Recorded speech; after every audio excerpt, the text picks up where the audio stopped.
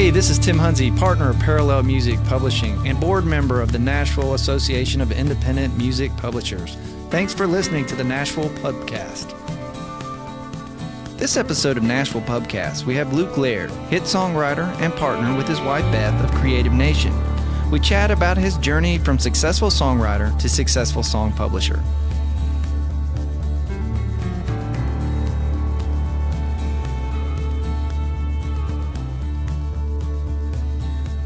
I moved to Nashville to be a songwriter. I came down here in 1997, went to MTSU. I wanted to be a songwriter, so I was writing songs while I was, not in class, always just writing songs by myself. And then there's a writer here in town named Bill Luther, and he was from my hometown. I didn't know him growing up, but my family knew him and his family and stuff like that. So we actually went to a cookout at his house, like when my parents were in town. He's like, I know you write songs. He was super nice. And he said, play me something. So I played him something. And he said, play me something else. And so he called like the next day, and he's like, hey, I think you're really good. I actually think you're good enough to get a draw somewhere. So for me being a songwriter, like for someone who's established like that to say that really meant a lot, and I was super excited. And all these publishers were super great. No one offered me a deal, but they were all really nice, and they kind of left the door open, like if I had new stuff. So fast forward, I graduate college, MTSU in 2001. Still didn't have any publishing deal offers, so I obviously had to get a job. I got a job working on the road for Brooks and Dunn.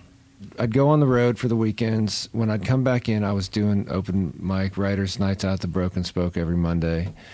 That was the place, man. It was, man. I used to play with, Joel Shoemake, Matt Ramsey, the Fleener brothers, all those guys. Was Wallen still playing Chris there? Wallen was there. He and Tony Lane were there every Reese every Wilson night. Reese posted up. Yeah, he wrote for us. He lived there, basically. He'd always play 21 and 17. I was like, that song is so good. It's a great song. But it was such a good, just good to be around those amazing writers and really challenge me. So anyways, I get out of school in December of 2001, and Chris, it was in the summer, Chris Oglesby offered me a publishing deal. It was my first publishing deal offer, and I was super excited. That deal finally got done in like November of that year. And so that's how I got my first deal, November of 2002. Then all of a sudden, you got married, and then you guys together decided to open Creative Nation and get into the publishing. But I'm really intrigued. Like, I'm always intrigued when a writer decides to make that leap. What inspired you to decide you wanted to do that? Probably a few different things.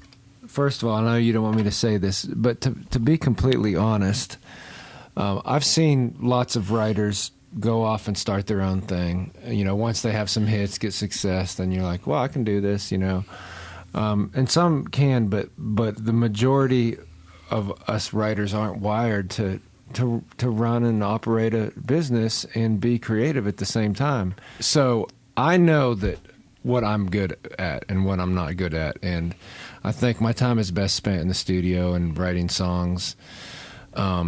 However, I do have an interest in new songwriters, and I'm a fan of music, so I'm always like listening to what's the next thing, or I don't just listen to my own songs. I love hearing the what's the new fresh thing. So Beth and I were married.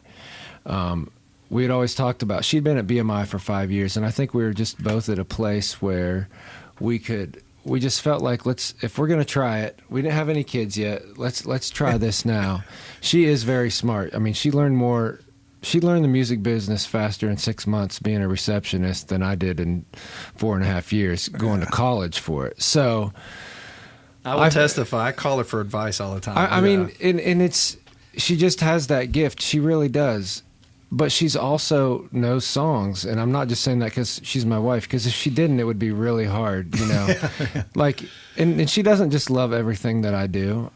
That's why I really don't usually play it for her. I just email the songs you don't want to hear, if you're a writer, you don't want to hear too much. That sucks, but I've had enough constructive criticism. But we really, I feel like, are a great team, because I do feel like I have my finger on the pulse of what's next as far as like trends and like creatively. Right. And so it's kind of like that perfect team, and what we do really complements one another. So I mean, I've enjoyed it, just working with new artists and new writers. Right.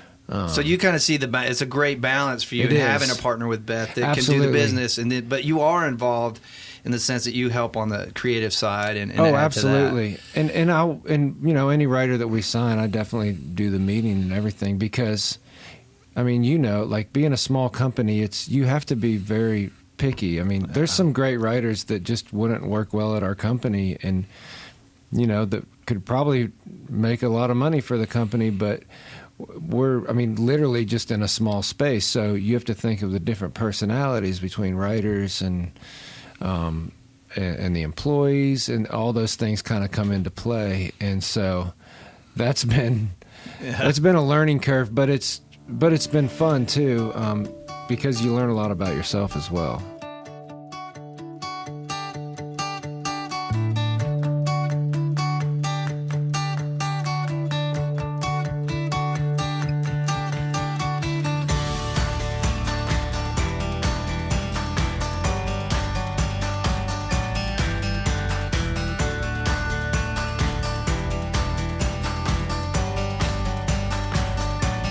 One of my favorite questions to ask people, I always learn something, like, what is it that tends to like make you go, I need that writer. I need to work with that. Everybody usually has a unique answer to that.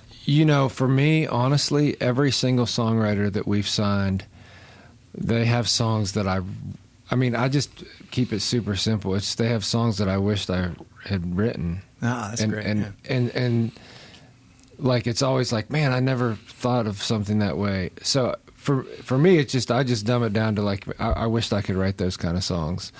And then of course you have to go in further into, how many songs do they write? Do they just have one song, or can you tell that they're like, was there 5 ready writers to get on it? after- Was it really them? Exactly. Yeah. So that's kind of like I use that as a gauge. Do you write with them before you sign them sometimes, or do you usually... Ideally, yes. Because honestly, that's another benefit of being a writer. Like, if I get in the room with someone, I can tell pretty quick, if this is going to work. Even if they're not, because honestly, some of the writers we have, I don't write a lot with. They may have their own thing going, or,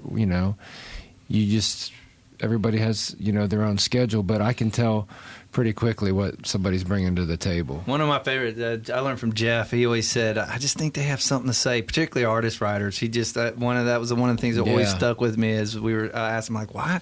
What made you want to sign?" It was Amy Daly back in the day. Because I just know she's got something to say, and I want to be a part of it. And for me, also, I'm That's more cool. like you. I remember it was Bobby Pinson. He had a song. It was about a young man and an old man sitting at a bar, and he's talking about leaving, and all I remember was the old man's response, "Well, you got to try going back." That was the hook, and I'm thinking, "Holy crap, that's brilliant!" At the time, I still have that cassette at my house, actually, that's still to this awesome. day. But Bobby was one of the most brilliant lyric guys. There was other things, but there was that one song I went, that right there, Yep. it makes me want to sign that guy.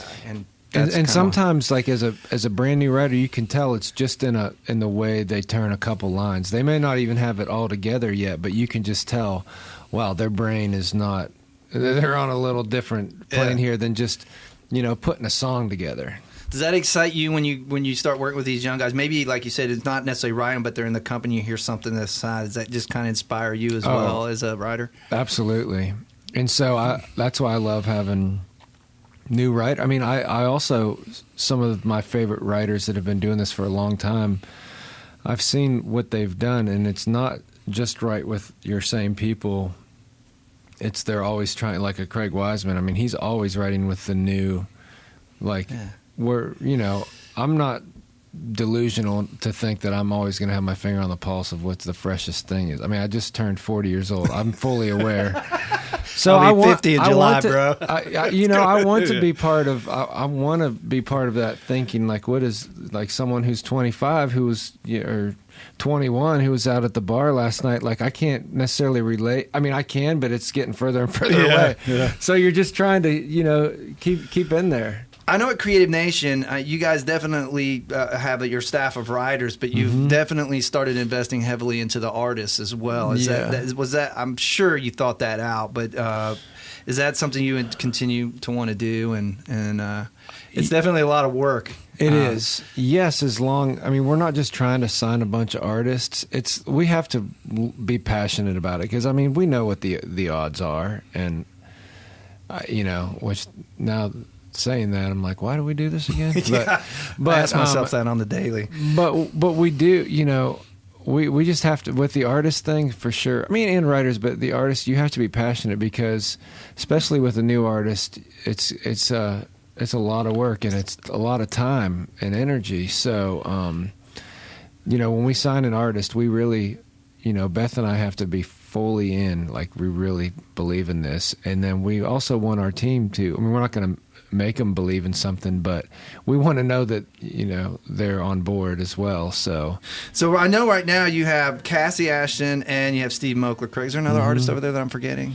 Yeah, we have Muscadine Bloodline, who's a duo. I knew there was somebody and else. then a new guy named Alec Bailey. Oh, that kid is super talented. Yeah. You guys have some talent over there. We do. I'm just trying to hang on. And all very different, I will add. That's the thing. Eclectic group. They are all over the board, but they are all unique individuals. It's a lot of fun.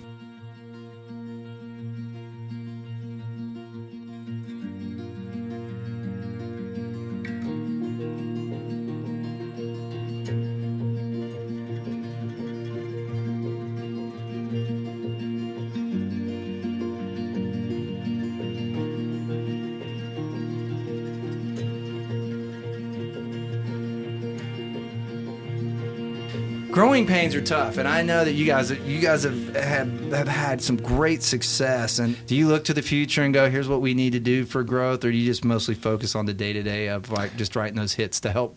Well, honestly, we have a great business manager, so we'll do a meeting with her every quarter. You can give her a shout out for some of it. Kella Stevenson. She's amazing. Yeah. But Beth is definitely a visionary and sees big picture. I'm more kind of like I'm that way as well, but I'm more like baby steps or day to day. Yeah. So it's different. Like we know, if you get too far ahead of yourself, this business changes so fast. Definitely when we started, we weren't thinking we're going to sign a bunch of artists. Right. But it just wasn't. We just thought we'll sign songwriters. We love songwriters, and it's just kind of turned into that. So, and we also don't, I think, have these aspirations to be this big company. At this point, we just love getting to do what we're doing, and we just want to be a high quality company, with quality products, so quality songwriters, quality songs first and foremost.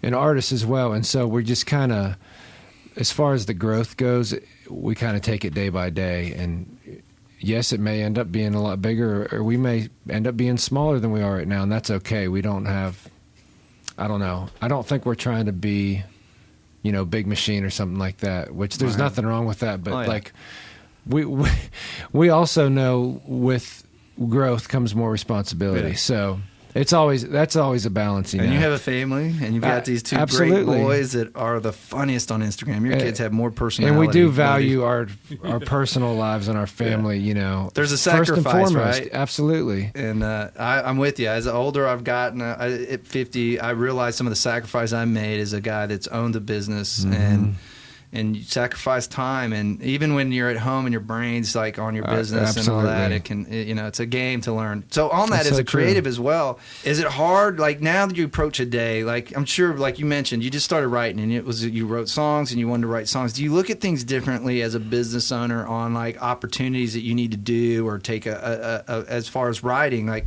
well, I obviously need to probably write more with Little Big Town, or do you try I still want to do this with these young writers, but I know if I have the option, I probably should write with Artist A or whatnot. Does that occur, or do you just still go with your gut in general? I do think about it. One of the great things about being where I am in my career, I actually feel okay about saying no to things. And I'm also aware I could miss out on stuff as well, but I don't have that fear of missing out thing as much, I feel like, as some people. I know kind of what artists I can probably work well with, and then others that may be great artists, I just know that it's probably not my thing, so maybe I should just spend more time on, this thing over here. And I also know, speaking of sacrifices and that, nowadays a lot of writers go out on the road with artists, and that's a lot of times how you get cuts. I've kind of consciously chosen to not do that a lot, just because, first of all, I can afford to, because now that I do get opportunities with artists in town, I don't, as a new writer, you kind of just have to do what you can do. Amen. And I admire that, because I did that as well. But I kind of pick and choose when I go out on the road. It's just, when you have kids, like, when I'm out there, I feel like, man, I'm really missing out. But I do definitely weigh the working with established artists as well as new artists. I don't write with every single new artist, just because you just can't. There's a zillion of them, and I They just never have to stop either, by the way. It Well, just keeps coming. I know. It So keeps then going. that's when it comes into play with kind of like your instinct. Well, I'm kind of like betting on, like, I like what this person does, and I've nailed it before, and I've missed it a lot of times as well. So, Well, my rule with any writer, successful or up-and-coming writer that I'm working with when I put them in, particularly speaking directly with artists, and sometimes with co-writers as well, obviously, but with artists, I'm like, if you love it, put your time in. Yeah. If it's worth it, even if nothing ends up happening, but if you enjoyed it, it's better to do that Absolutely. than getting in with something, even though it may be more of a guarantee, even though there's no guarantees in our business. no. Because you can life's too short, man. I mean, it really is. Like, a couple of years ago when John Party, he put his first album out, and I was like, I heard it. I'd never got to write with him, and I was such a huge fan of, like, his sound and what he did and everything. And that's one artist I really seeked out. I'm like, I told Beth, if there's any way you can get me in there with him, like, I just like what he does, and I know I can get into that zone. Like, it comes pretty natural to me. So that for me was like a good example of something that paid off. I put the time in, and we wrote a hit, and we're writing a lot now, and I really enjoy it, working with an artist who I'm like a fan of their music. I'm a legitimate fan. If I had zero cuts on there, I wear that record out.